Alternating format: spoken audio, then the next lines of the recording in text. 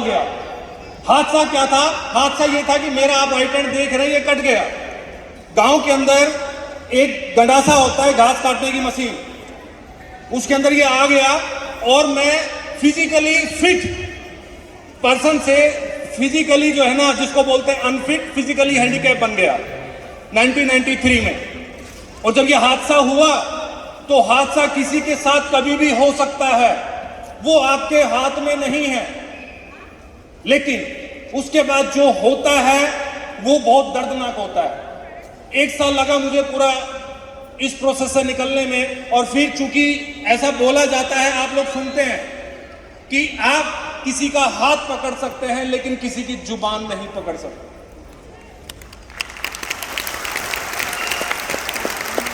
तो जब मेरा हाथ कटा तो मेरे ग्रैंडफादर स्कूल में टीचर थे, सरकारी स्कूल में गांव में, तो लोगों ने बोलना शुरू कर दिया कि मास्टर जी का जो पोता है वो फिजिकली हैंडीकैप हो गया है और अब जो है ये जो है एक ऐसी जिंदगी जिएगा जिसको कोई सोच भी नहीं सकता। जिंदगी क्या? क्योंकि ये राइट हैंड इसका कटा है, राइट हैंड, और इस राइट हैंड की वजह से ये पढ़ाई नहीं कर पाएगा, और पढ़ाई नहीं होगी तो नौकरी नहीं लगेगी, और नौकरी नहीं लगेगी तो इसकी फिर शादी नहीं होगी, और शादी नहीं होगी तो फिर इसके बच्चे नहीं होंगे। इससे अच्छा तो ये अगर मर जाता तो ठीक था, इसने तो जीते जी खानदान पे कलंक लगा दी। ऐसा अगर आपको बोले कोई, कैसा लगेगा? और उससे बड़ी बात आपके पेरेंट्स को कैसा लगेगा? मुझे बड़ा अजीब लगा दोस्तों। मैंने सोचा अगर राइट हैंड से लिखने की बात है, अगर लेफ्ट हैंड से लिखने की बात है तो मधुकर लिखना शुरू करते हैं। दरवाजा मैंने बंद कर दिया अपने घर का और लेफ्ट हैंड से लिखना शुरू कर दिया दोस्तों, लिखना शुरू कर दिया मैंने। मैं जब तक लिखता रहा लेफ्ट हैंड से, कमरा बंद करके रोते रोते मैं लिखता था दोस्तों, सच्ची बात बता रहा हूं आपको। कभी घर जाके लिखना अपने लेफ्ट हैंड से, आप पता चल जाएगा आपको क्यों रोता था। क्योंकि राइट हैंड से मेरी राइटिंग बहुत अच्छी थी, लेकिन लेफ्ट हैंड से मेरी राइटिंग बहुत बेकार आती थी। लेकिन मैंने डिसाइड किया कि तेरे पास मधुकर सिर्फ एक विकल्प है, और वो है सिर्फ तेरा एक हाथ। और फिर मैंने लिखना शुरू किया, और फिर लिखना शुरू किया तो तब तक लिखता रहा जब तक मेरी राइटिंग इस राइट हैंड से अच्छी लेफ्ट हैंड की नहीं हो गई।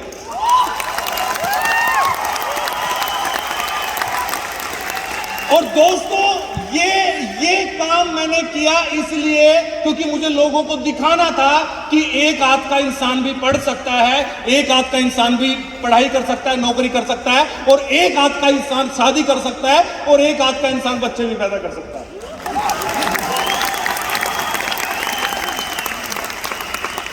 फिर 10th किया दिल्ली से, फिर 12th किया दिल्ली से, फिर DU से ग्रेजुएशन किया, फिर पोस्ट ग्रेजुएशन किया। उसके बाद मुझे किसी ने ये कंपनी दिखा दी, इंडस्ट्री दिखा दी, नेटवर्क मार्केटिंग, और फिर मुझे बोला कि यहां पर आप कार ले सकते हो। गांव देहात में 2 तरीके से गाड़ी आती है, पहली जब शादी होती है, दूसरी किसी के केले उले बिक जाते हैं तो गाड़ी आ जाती है।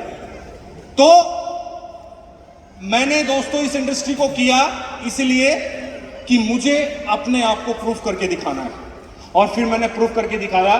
फिर मैं इस इंडस्ट्री में आया, लगभग 2003-04 में मेरा इस इंडस्ट्री में आना हुआ।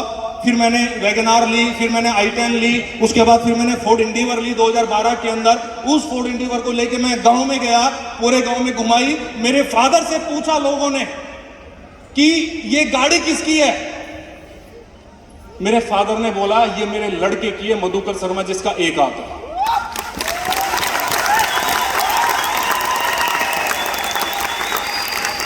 और दोस्त विश्वास करना, वो दिन मेरी जिंदगी का सबसे बड़ा दिन था, क्योंकि मेरे फादर का जो सीना था उस समय वो 56 इंची का था, 56 इंची का।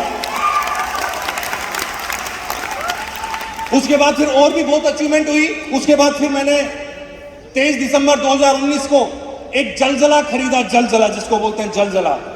वो जलजला था ऑडी, 23 दिसंबर 2019 को, जो अभी बाहर खड़ी है। वो फिर मैं लेके घूमा, फिर वो गाड़ी गई गांव में। और दोस्तों जब वो गांव में गई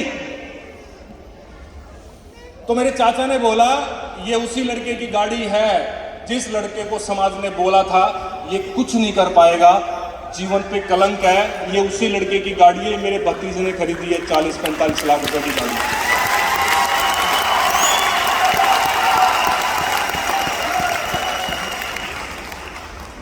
दोस्त, अच्छा लगता है जब बोलते हैं लोग अगर लाइफस्टाइल हो तो मधुकर शर्मा जैसा हो।